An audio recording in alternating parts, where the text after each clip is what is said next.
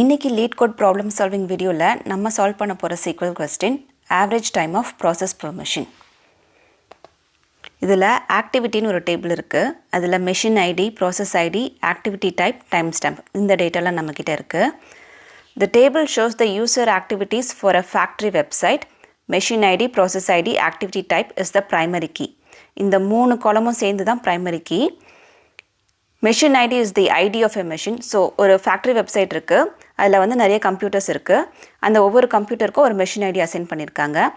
Process ID is the ID of a process running on the machine with ID machine ID. So, ஒவ்வொரு மெஷின்லையும் வந்து நிறைய process run ஆகுது. So ஒவ்வொரு ப்ராசஸ்க்கும் ஒரு ப்ராசஸ் ஐடி அசைன் பண்ணியிருக்காங்க. Activity type is enum category of type start end. Activity டைப்புன்றது அது ஸ்டார்ட்டாக எண்டான்னு சொல்லிட்டு சொல்லும். Time stamp is a float representing the current time in seconds. So இந்த ஆக்டிவிட்டி டைப் ஸ்டார்ட் ஆர் எண்டை வச்சு இப்போ இந்த மெஷினில் இந்த ப்ராசஸ் வந்து ஸ்டார்ட் பண்ண டைம் இதுன்னு வந்து நம்மளால் சொல்ல முடியும். அதே மாதிரி இந்த மெஷினில் இந்த ப்ராசஸில் இது எண்டான டைம் வந்து இந்த டைம் அப்படின்னு சொல்லிட்டு அந்த டீட்டெயில்ஸ் வந்து இந்த டேபிளில் இருக்குது. Start means the machine starts the process at the given timestamp and end means the machine ends the process at the given timestamp. The start timestamp will always be before the end timestamp for every machine ID process ID pair. So ஆப்வியஸாக ஒரு process வந்து எப்போ start ஆச்சோ அதுதான் வந்து first இருக்கும். அந்த time வந்து எண்ட் டைமை விட கம்மியாக தான் இருக்கும். ஸோ எப்போ ஸ்டார்ட் ஆச்சு எப்போ எண்ட் ஆச்சு அந்த மெஷினில் அந்த பர்டிகுலர் ப்ராசஸ் அந்த டைம் வந்து அந்த டீட்டெயில்ஸ் வந்து இந்த டேபிளில் இருக்குது. ஸோ என்ன கேட்குறாங்க அப்படின்னா there is a factory website that has several machines each running the same number of processes. So ஒவ்வொரு மிஷின்லேயும் வந்து சேம் நம்பர் ஆஃப் ப்ராசஸஸ் தான் ரன் ஆகுது. Write a solution to find the average time each machine takes to complete a process. So ஒவ்வொரு மெஷினும் எவ்வளோ ஆவரேஜாக எவ்வளோ time எடுத்துக்குது ப்ராசஸை வந்து கம்ப்ளீட் பண்ண அப்படிங்கிற டேட்டா தான் நமக்கு தேவை. The time to complete a process is the end timestamp minus the start timestamp. So எவ்வளோ நேரம் ஆச்சு இப்போ இந்த டேட்டாவை பார்த்திங்கன்னா உங்களுக்கு இன்னும் ஈஸியாக புரியும். இப்போ இந்த டேபிளில் இந்த மெஷின் ஐடி தான் வந்து ஒவ்வொரு மெஷினுக்கான ஐடி. ஸோ 0, 1, 2 அப்படின்னு சொல்லிட்டு 3 மெஷின் இருக்குது. இந்த ஒவ்வொரு மெஷின்லேயும் வந்து இப்போ மெஷின் 0ல் 01 அப்படிங்கிற ப்ராசஸ் வந்து ரன் ஆகுது. ஸோ இந்த மெஷின் 0ல் ப்ராசஸ் 0 வந்து எந்த டைமில் ஸ்டார்ட் ஆச்சு, மெஷின் ஐடி அதே ப்ராசஸ் வந்து எப்போ வந்து எண்ட் ஆச்சு. அதே மாதிரி மெஷின் 0ல் ப்ராசஸ் 1 எந்த டைமில் ஸ்டார்ட் ஆச்சு என்ன டைமில் எண்ட் ஆச்சு. அதே மாதிரி மெஷின் 1லேயும் இருக்குது. ஸோ மெஷின் 1லேயும் அதே 01ங்கிற ப்ராசஸ் ரன் ஆகுது. அதில் start and end time stamp.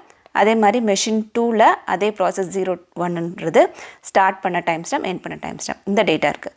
So நமக்கு என்ன கேட்குறாங்க, ஒவ்வொரு மெஷினோட ஆவரேஜ் ப்ராசஸிங் டைம் என்னன்னு கேட்குறாங்க. ஸோ ஒரு மெஷினில் ஒரு ப்ராசஸ் எவ்வளோ நேரம் எடுத்துக்கிச்சு அப்படிங்கிறத எப்படி கண்டுபிடிக்கிறதுனா இதே machine 0 machine ID 0 process ID வந்து ஸ்டார்ட் எண்ட் டைம் இருக்கு இல்லையா. ஸோ இந்த end time stamp minus start time stamp கொடுத்தீங்கன்னா அந்த ப்ராசஸ் ஐடி 0 வந்து மெஷின் 0ல் எவ்வளோ நேரம் எடுத்துக்கிச்சு கம்ப்ளீட் பண்ண அப்படிங்கிற டைமை வந்து நம்ம எடுத்துடலாம். கரெக்டாக. So end time stamp minus start time stamp இதை எடுத்துகிட்டு அதுக்கப்புறமா நம்ம ஒவ்வொரு மெஷினுக்கும் வந்து ஆவரேஜ் கம்ப்ளீஷன் டைம் வந்து நம்ம கண்டுபிடிக்கணும். ஓகேவா. ஸோ இதுதான் கொஸ்டின். இப்போ நம்ம இதை எப்படி எழுதலாம்னா இப்போ இந்த start time stamp, so first step வந்து இந்த ஸ்டார்ட் டைம் ஸ்டாம்பையும் எண்ட் டைம் ஸ்டாம்பையும் வந்து நம்ம வந்து மைனஸ் பண்ணணும். ஸோ அதை நான் எப்படி பண்ணுறது, இப்போ ஒரே ரெக்கார்டாக இருந்துச்சுன்னா ஒரே ரோலில் வந்து எனக்கு ரெக்கார்ட் இருக்குது, ஸ்டார்ட் டைம் ஸ்டாம்பும் எண்ட் டைம் ஸ்டாம்பும் ஒரே ரோலில் இருக்குது அப்படின்னா நான் வந்து start time stamp end time stamp minus start time ஸ்டாம்ப்னு ஈஸியாக எழுதிடலாம். பட் இது எனக்கு டிஃப்ரெண்ட் ரோவாக இருக்குது, தனித்தனி ரோவாக இருக்குது. இதை நான் எப்படி என்னால் டிஃப்ரென்ஸ் கண்டுபிடிக்க முடியும். ஸோ எனக்கு இது ஒரே ரோவாக இருந்துச்சுன்னா ஈஸியாக என்னால் வந்து டிஃப்ரென்ஸ் கண்டுபிடிக்க முடியும், மைனஸ் பண்ண முடியும். ஓகேவா. ஸோ இப்போ நான் ஃபர்ஸ்ட் ஸ்டெப் வந்து இதை நான் ஒரே ரோவாக கொண்டு வரணும்.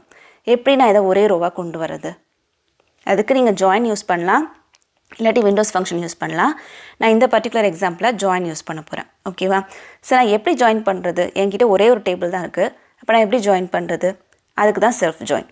உங்களுக்கு செல்ஃப் ஜாயின் பற்றி டீட்டெயிலாக தெரிஞ்சுக்கணும் அப்படின்னா நம்ம சேனலில் செல்ஃப் ஜாயின் பற்றி ஒரு தனியாக ஒரு வீடியோ இருக்குது, நீங்கள் அதை பார்க்கலாம். ஸோ செல்ஃப் ஜாயினுங்கிறது ஒன்றும் இல்லை, அந்த டேபிளை அதே டேபிளோட நம்ம வந்து ஜாயின் பண்ணி டேட்டா எடுக்கிறது. இப்போ சப்போஸ் நமக்கு வந்து ஸ்டார்ட் டைம் எண்ட் டைம் இதை தான் வந்து ஒன்றா சேர்த்து ஒரே ரோவாக வேணும். கரெக்டாக. இப்போ எக்ஸாம்பிளுக்கு என்கிட்ட 2 டேபிள் இருக்குது. ஒன்றுத்தில் வந்து ஸ்டார்ட் டைம் ஸ்டாம்ப் டீட்டெயில்ஸ்லாம் இருக்குது, இன்னொரு டேபிளில் எண்ட் டைம் ஸ்டாம்ப் டீட்டெயில்ஸ்லாம் இருக்குது. அப்படின்னா நீங்கள் என்ன பண்ணுவீங்க, அந்த ஃபஸ்ட் டேபிளையும் செகண்ட் டேபிளையும் ஜாயின் பண்ணி மைனஸ் பண்ண முடியும். கரெக்டாக. எதை வச்சு ஜாயின் பண்ணுவீங்க, ஸோ இந்த ஸ்டார்ட் எண்ட் டைம் ஸ்டாம்ப் எப்படி மைனஸ் பண்ணும், ஒரே மெஷினுக்கு அதே ப்ராசஸ்க்கு ஸ்டார்ட் அண்ட் டைம் ஸ்டாம்பை வந்து மைனஸ் பண்ணும். ஸோ மெஷின் ஐடியும் ப்ராசஸ் ஐடியும் சேமாக இருக்கணும். பட் ஆக்டிவிட்டி டைப் மட்டும் ஒன்று ஸ்டார்ட்டாக இருக்கணும், இன்னொன்று எண்டாக இருக்கணும். அப்போ அந்த டைம் ஸ்டாம்பை வந்து நம்ம மைனஸ் பண்ண முடியும். கரெக்டாக?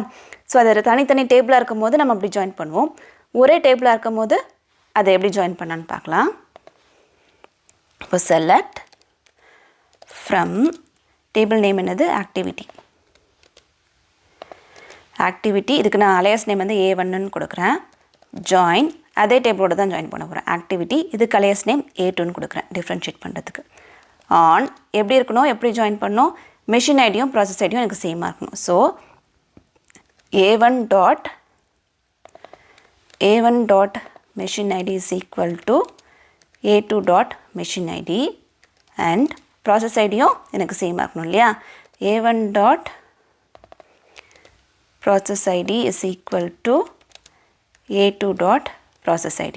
கரெக்டாக? ஸோ இதே மெஷினுக்கு இதே ப்ராசஸ்க்கு நான் டைம் ஸ்டாம்பை மைனஸ் பண்ணணும். அப்போ என்ன இருக்கணும்? ஒன்றுத்துக்கு ஆக்டிவிட்டி டைப் ஸ்டார்ட்னு இருக்கணும், இன்னொன்றுத்துக்கு ஆக்டிவிட்டி டைப் எண்டுன்னு இருக்கணும். கரெக்டாக? So and A1 dot activity type வந்து ஸ்டார்ட்னு இருக்கணும். A1ஓட ஆக்டிவிட்டி டைப் வந்து ஸ்டார்ட்னு இருக்கணும். அண்ட் A2ஓட ஆக்டிவிட்டி டைப் வந்து எண்டுன்னு இருக்கணும். அப்போ தான் வந்து நான் மைனஸ் பண்ண முடியும். இப்போ நான் உங்களுக்கு எக்ஸாம்பிளுக்கு ஜஸ்ட் நான் உங்களுக்கு ஸ்டார் மட்டும் போட்டு காட்டுறேன். இது ஜாயின் பண்ணும்போது எப்படி இருக்குன்னு பார்க்கலாம். ஸோ A1 மெஷின் ஐடியும் A2 மெஷின் ஐடியும் சேமாக இருக்கணும். A1ஓட ப்ராசஸ் ஐடி வந்து A2ஓட ப்ராசஸ் ஐடியோட சேமாக இருக்கணும். ஸோ இந்த ரெண்டும் சேமாக இருக்கணும். இதுதான் A1 வச்சுக்கோங்க, இதை வந்து A2ன்னு வச்சுக்கோங்க. ஸோ A1ஓட மெஷின் ஐடி சேமாக இருக்கணும், A1ஓட A2ஓட மெஷின் ஐடி சேமாக இருக்கணும், A1ஓட A2ஓட ப்ராசஸ் ஐடியும் சேமாக இருக்கணும். ஆனால் A1ஓட ஆக்டிவிட்டி டைப் ஸ்டார்ட்னு இருக்கணும், A2ஓட ஆக்டிவிட்டி டைப் வந்து எண்டுன்னு இருக்கணும். அப்படி நான் இதை ஒரே ரோவாக கொண்டு வந்தேன்னா A2ஓட டைம் ஸ்டாம்பையும் A1ஓட டைம் ஸ்டாம்பையும் வந்து நான் மைனஸ் பண்ணேன்னா அதுதான் வந்து அந்த 0 மெஷின் ஐடியில் 0 ப்ராசஸ் ஐடியில் எவ்வளோ நேரம் ஆச்சு இந்த ப்ராசஸ் கம்ப்ளீட் ஆக அப்படிங்கிற டேட்டாவை நம்மளால் எடுக்க முடியும். ஸோ இப்போதைக்கு நான் செலக்ட் ஸ்டார் கொடுக்குறேன், ரன் பண்ணுறேன். இப்போ பார்த்தீங்கன்னா இப்போ எனக்கு எல்லாமே ஒரே ரோவில் வந்திருக்கு. மெஷின் 0 ப்ராசஸ் ஐடி 0ஓட ஸ்டார்ட் டைம் ஸ்டாம்ப் இது, அதே மெஷின் ஐடி 0 ப்ராசஸ் ஐடி 0ஓட எண்ட் டைம் ஸ்டாம்ப் இது. ஸோ இது எனக்கு ஒரே ரோவாக வந்திருக்கு. கரெக்டாக? ஸோ இப்போ நான் இது ஒரே ரோவாக வந்ததுக்கப்புறம் ஸோ இது வந்து A1லேருந்து வந்திருக்கு, இது A2லேருந்து வந்திருக்கு. ஓகே, ஸோ இப்போ நான் இந்த எண்ட் டைம் ஸ்டாம்பையும் ஸ்டார்ட் டைம் ஸ்டாம்பையும் மைனஸ் பண்ணேன்னா எனக்கு இந்த மெஷின் 0ல் ப்ராசஸ் ஐடி 0 வந்து எவ்வளோ நேரம் எடுத்துக்கிச்சு கம்ப்ளீட் ஆகுன்ற டேட்டா எனக்கு கிடச்சிடும். அதே மாதிரி மெஷின் 0ல் ப்ராசஸ் ஐடி 1 வந்து இது ரெண்டுத்தையும் மைனஸ் பண்ணேன்னா எவ்வளோ நேரம் ஆச்சுன்ற டேட்டா எனக்கு வந்துடும். ஸோ இந்த மாதிரி ஒவ்வொரு மெஷினுக்கும் ஒவ்வொரு ப்ராசஸ் ஐடிக்கும் என்னால் டேட்டா எடுக்க முடியும். கரெக்டாக? ஸோ என்ன பண்ணணும்? A2 டாட் டைம் ஸ்டாம்ப், அதாவது இந்த டைம் ஸ்டாம்ப் இது என்னது? End time stamp. நமக்கு A2ன்றது எண்ட் டைம் ஸ்டாம்ப். கரெக்டாக? So A2 dot time stamp minus A1 dot time stamp. ஓகேவா? அது ஸ்டார்ட் டைம். இதை மைனஸ் பண்ணால் எவ்வளோ நேரம் எடுத்துக்கிச்சுன்னு வருமா? ஸோ ஜஸ்ட் நான் ஸ்டாரோட கொடுக்குறேன். இப்போ இதை ரன் பண்ணேன்னா இப்போது எனக்கு இந்த டிஃப்ரென்ஸ் வந்துடுச்சு. So machine ID 0 machine ID 0ல் ப்ராசஸ் ஐடி 0 வந்து 0.8 செகண்ட்ஸ் நம்ம டைம் ஸ்டாம்ப் மினிட்ஸ் எடுத்துக்கிச்சு. மெஷின் ஐடி 0ல் ப்ராசஸ் ஐடி 1 வந்து 0.97 செகண்ட்ஸ் எடுத்துக்கிச்சு அப்படின்றத டேட்டா நமக்கு வந்துடுச்சு. ஓகேவா? இவ்வளோ நேரம் எடுத்துக்கிச்சு. இப்போ எனக்கு என்ன வேணும்? ஆவரேஜ் வேணும். மெஷின் ஐடி வச்சு எனக்கு ஆவரேஜ் பண்ணும். அதாவது மெஷின் ஐடி 0 வந்து இந்த ரெண்டு டேட்டாவையும் ஆவரேஜ் பண்ணியா மெஷின் ஐடி 0ஓட ஆவரேஜ் வந்துடும். இந்த ரெண்டு டேட்டாவையும் ஆவரேஜ் பண்ணால் மெஷின் ஐடி 1ஓட ஆவரேஜ் வந்துடும். அந்த மாதிரி. ஸோ மெஷின் ஐடி வச்சு நான் ஆவரேஜ் எடுக்கணும். ஓகேவா? So machine ID comma average எடுக்கிறதுக்கு ஒரு பில்டின் ஃபங்க்ஷன் இருக்குது. ஆவரேஜ் ஏவிஜி ஆஃப் அந்த நம்பர் கொடுத்தோன்னா அது ஆவரேஜ் வந்துடும். இப்போ இது அக்ரிகேஷன் இல்லையா? ஸோ குரூப் பை எதை வச்சு எனக்கு குரூப் பண்ணணும், எதை வச்சு எனக்கு வந்து ஆவரேஜ் வேணும்? மெஷின் ஐடியை வச்சு எனக்கு ஆவரேஜ் வேணும். கரெக்டாக? என்ன எக்ஸ்பெக்ட் பண்ணுறாங்க? மெஷின் ஐடி வச்சு ஆவரேஜ் ப்ராசஸிங் டைம் எடுன்னு சொல்கிறாங்க. ஸோ மெஷின் ஐடியை பேஸ் பண்ணி எனக்கு குரூப் பண்ணணும் இல்லையா? So group by machine ID, ஒவ்வொரு மெஷின் ஐடிக்கும் எனக்கு ஆவரேஜ் கொடு அப்படின்னு நான் சொல்கிறேன். இப்போ இது ரன் பண்ணேன்னா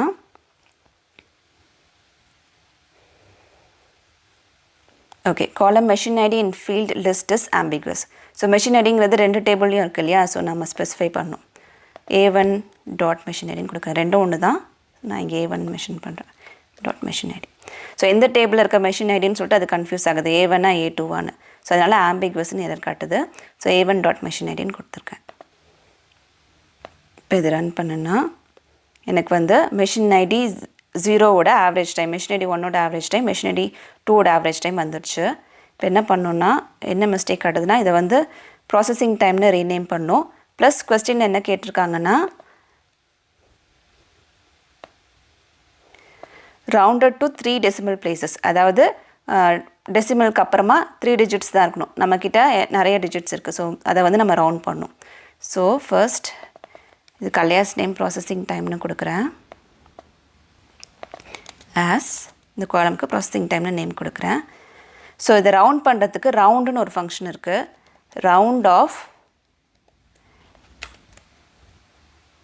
ஆஃப் இதோட ஆவரேஜு எத்தனை டிஜிட்ஸ், டெசிமலுக்கு அப்புறம் எனக்கு எத்தனை டிஜிட்ஸ் இருக்குன்றதை நான் செகண்ட் பேராமீட்டரில் கொடுக்கணும். இப்போ நான் கமா 3 கொடுத்தேன்னா எனக்கு டெசிமலுக்கு அப்புறம் 3 டிஜிட்ஸ் வரும்.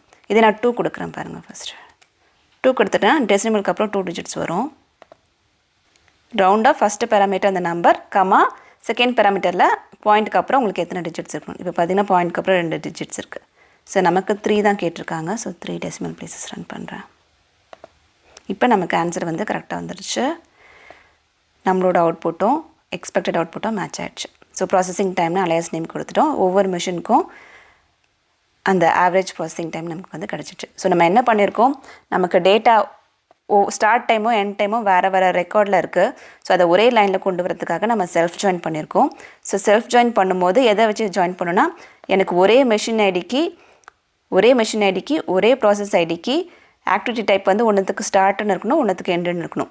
அப்படி இருக்க ரெக்கார்ட்ஸை ஜாயின் பண்ணி அதோட டைம் ஸ்டாம்பை டிஃப்ரென்ஸ் எடுக்கணும். ஓகேவா? டிஃப்ரென்ஸ் எடுத்தேன்னா எனக்கு எவ்வளோ நேரம் ஆச்சு, அந்த மிஷினில் அந்த பர்டிகுலர் ப்ராசஸ் எவ்வளோ நேரம் ஆச்சுன்ற டேட்டா வந்துடும். அதுக்கப்புறமா அதை வந்து ஆவரேஜ் எடுக்க சொல்கிறாங்க. அதனால் ஆவரேஜ் அக்ரிகேட் ஃபங்க்ஷன் யூஸ் பண்ணி ஆவரேஜ் பண்ணுறோம். எதை பேஸ் பண்ணி குரூப் பண்ணோம், மெஷின் ஐடி வச்சு எனக்கு வந்து ஆவரேஜ் டைம் வேணுங்கிறதுனால மெஷின் ஐடி வச்சு குரூப் பண்ணியிருக்கேன். ப்ளஸ் டெசிமல் வந்து ரவுண்டட் டு 3 டெசிமல் பிளேசஸ் சொல்கிறதுனால ரவுண்ட் ஃபங்க்ஷன் யூஸ் பண்ணி 3 பேராமீட்டர் பாஸ் பண்ணி டெசிமலுக்கு அப்புறம் 3 டிஜிட்ஸ் வர வச்சுருக்கேன். அவ்வளோதான். நீங்கள் சீக்வலில் பர்டிகுலராக ஏதாவது ஒரு டாபிக் பற்றி தெரிஞ்சுக்கணுன்னு நினச்சா அதை கமெண்ட் பாக்ஸில் சொல்லுங்கள். நான் சொல்கிற விதம் உங்களுக்கு பிடிச்சிருந்து இன்னும் நிறைய தெரிஞ்சுக்க விரும்புனா மறக்காமல் இந்த சேனலை சப்ஸ்கிரைப் பண்ணுங்கள். See you soon. Bye-bye.